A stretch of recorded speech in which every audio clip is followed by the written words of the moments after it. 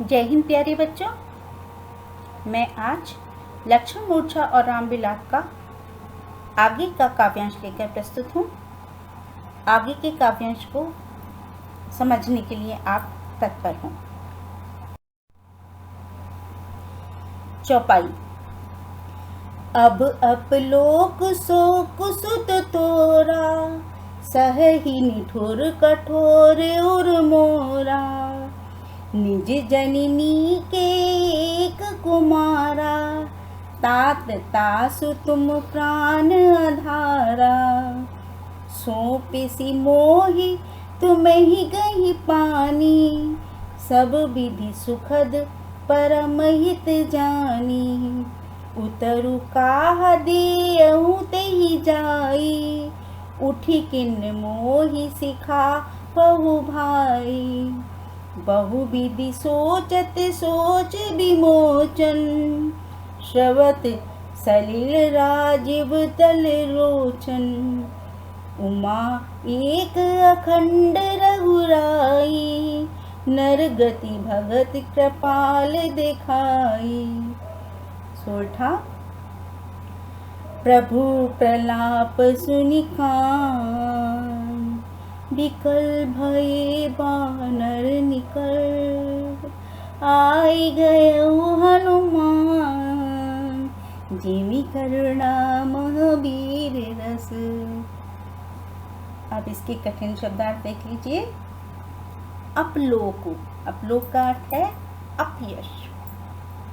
शोक, शोक मतलब शोक, दुख। तोरा, तोरा का अर्थ है तुम्हारा। सही ही सहन कर रहे हैं, सहन करना। जननी, जननी का अर्थ है माँ। कुमारा, कुमारा का अर्थ है पुत्र। तात, तात का अर्थ है पिता, भाई। तासु, उनके। प्राण आधारा, प्राणों के आधार। सौंपेसु, सौंपा था। गही का अर्थ पकड़कर। पानी, पानी का अर्थ होता है हाथ। संस्कृत का शब्द है पानी। सब विधि, सब प्रकार से। सुखद, सुख देने वाला। हित का अर्थ है हितैषी। उतरु, उतरु का अर्थ उत्तर, जवाब। कहा, क्या। तेहि, वहां, उनको। जाई, जाकर। किन, क्यों नहीं। बहुविधि, अनेक प्रकार से। सोच विमोचन, सोच रहे हैं। शोक से मुक्ति देने वाले राम खुद सोच रहे हैं।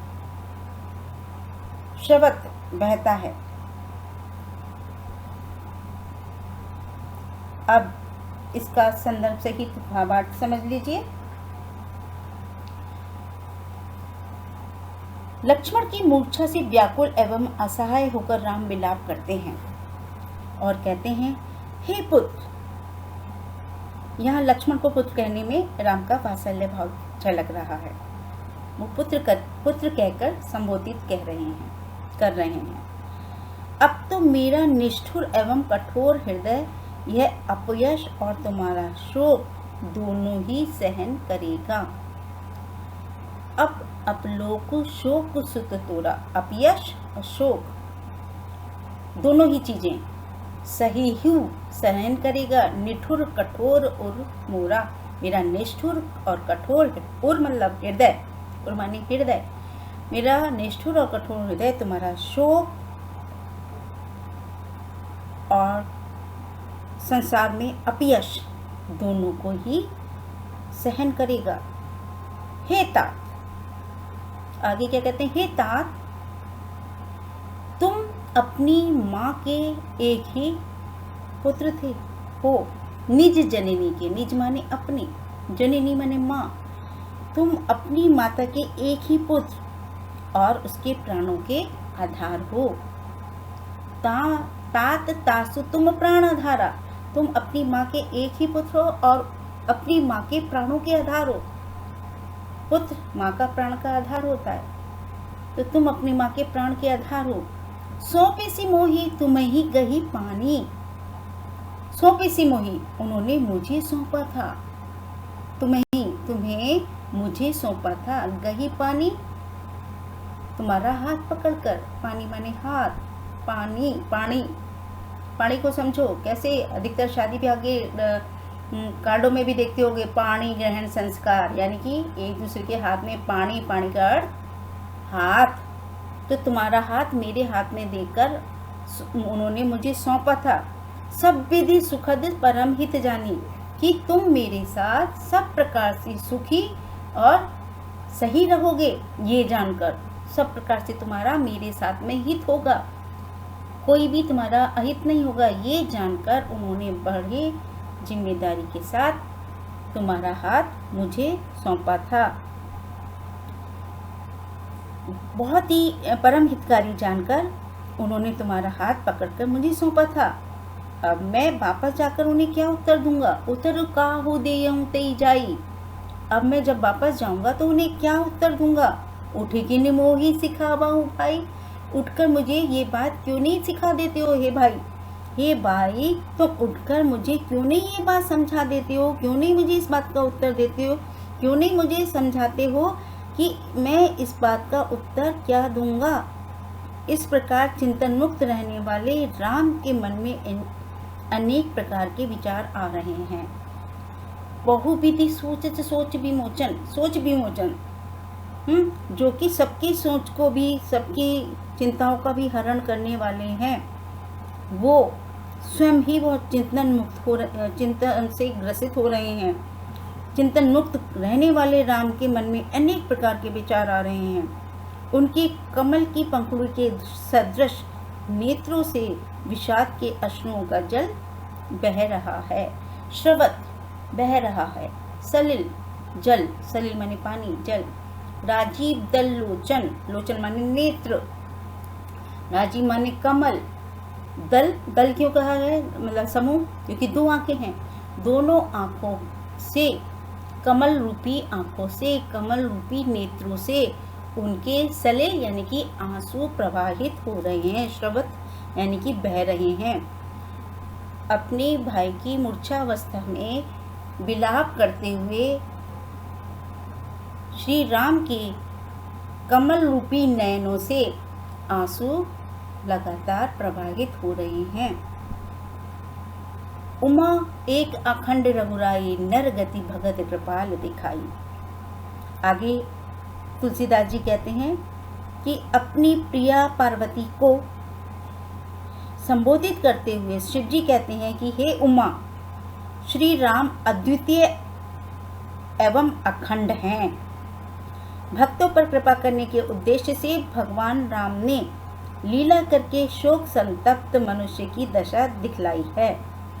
तुलसीदास जी कहते हैं कि प्रभु अर्थात राम के करुण विलाप को सुनकर बानरों के समूह व्याकुल हो गए हैं। प्रभु प्रलाप सुनी कान, यानी कि प्रभु के प्रलाप को, श्री राम के विलाप को कानों में सुनकर विकल भये बानर निकट समूह, बानर का समस्त समुदाय बहुत अधिक व्याकुल हो गया है उनके प्रलाप को, विलाप को सुनकर। आए गए हनुमान, इतने में ही हनुमान जी का वहाँ आगमन होता है। हनुमान जी आते हैं और हनुमान जी के आते ही जिमी करुणा महावीर रस, जो अब तक जहाँ पर करुणा व्याप्त थी, करुण रस से ओतप्रोत वातावरण था, वहाँ वीर रस का संचार हो जाता है। हनुमान जी के प्रवेश करते ही, आते ही वीर रस का संचार हो जाता है। हनुमान जी का आगमन हुआ। हनुमान का आना ऐसा लगा मानो करुण रस के प्रसंग में वीर रस का प्रसंग आ गया हो। जहाँ तक करुण रस का प्रसंग चल रहा था, हनुमान की संजीवनी बूटी लाते ही, वहाँ प्रवेश करते ही वो माहौल, वो वातावरण वीरता से युक्त हो गया। सबके बीच में खुशी उल्लास छा गई कि हनुमान जी संजीवनी बूटी लेकर आ गए हैं। काव्य सौंदर्य देख लीजिए अब। कविता की भाषा करुण रस प्रधान है और काव्य अभिव्यक्ति के लिए कवि ने अवधी भाषा तथा चौपाई एवं सोरठा दोनों छंदों का प्रयोग किया है। राम के विलाप का अत्यंत मर्मस्पर्शी चित्रण हुआ है। राम के लिए प्रयुक्त विशेषण सोच विमोचन, राजीव दललोचन एवं रघुराई जहाँ काव्य के अर्थ गौरव में उनके सौंदर्य को बढ़ाते हैं, वहीं राम की व्यक्तित्व की सुंदरता एवं महानता को भी प्रदर्शित करते हैं। कविता में संगीतात्मकता एवं गेयता का गुण विद्यमान है। कविता में करुण रस का प्रयोग है।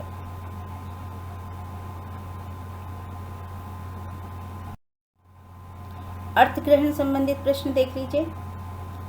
लक्ष्मण से वियोग का संभावित दुख राम किस प्रकार प्रकट करते हैं? इसका उत्तर इस तरह होगा।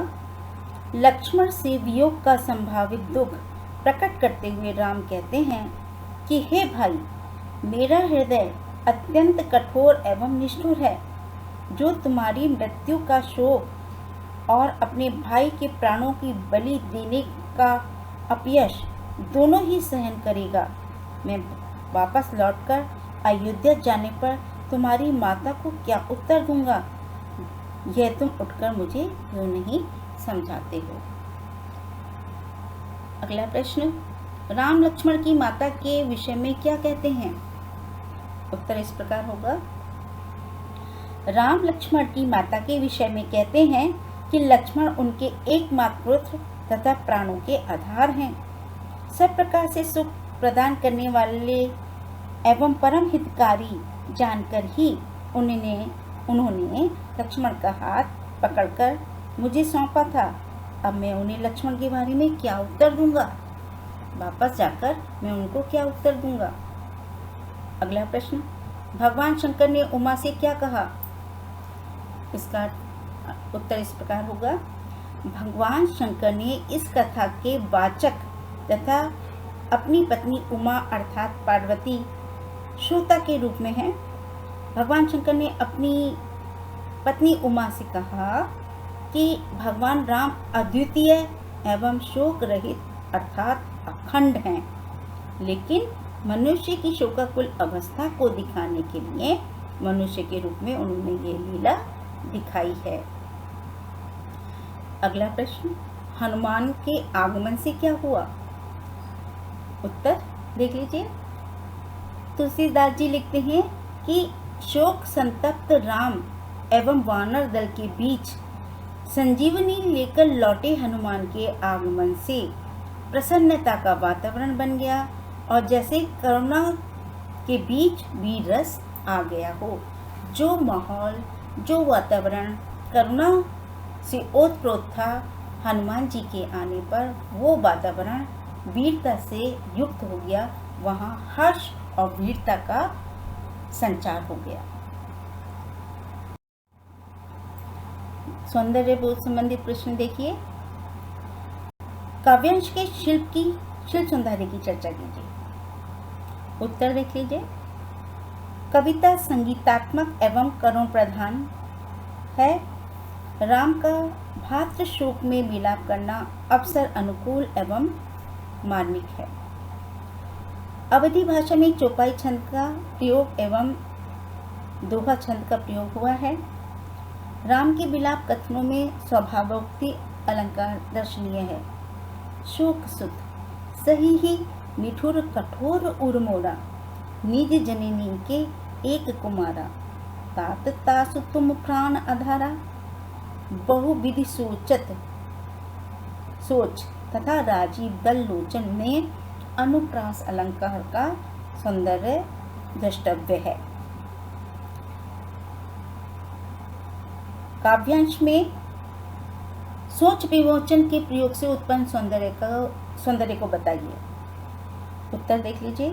काव्यांश में राम के लिए तुलसीदास जी ने सोच विमोचन विशेषण का प्रयोग करके यह स्पष्ट करने का प्रयास किया है कि दुख की स्थिति से सभी प्रभावित होते हैं, नहीं तो जो राम सबको सोच एवं चिंता से मुक्ति एवं अभय प्रदान करने वाले हैं, वे व्याकुल होकर यश अपयश, हानि लाभ, जीवन मृत्यु आदि के बारे में क्यों सोचते? अगला प्रश्न, राम के वचन कैसे हैं? राम के वचन अत्यंत मर्मस्पर्शी हैं। लक्ष्मण को मूर्छित देख राम शोकाकुल हैं, इसलिए उनके वचन कारुणिक हैं, हृदय विदारक हैं। बच्चों, इस काव्यांश का अर्थ,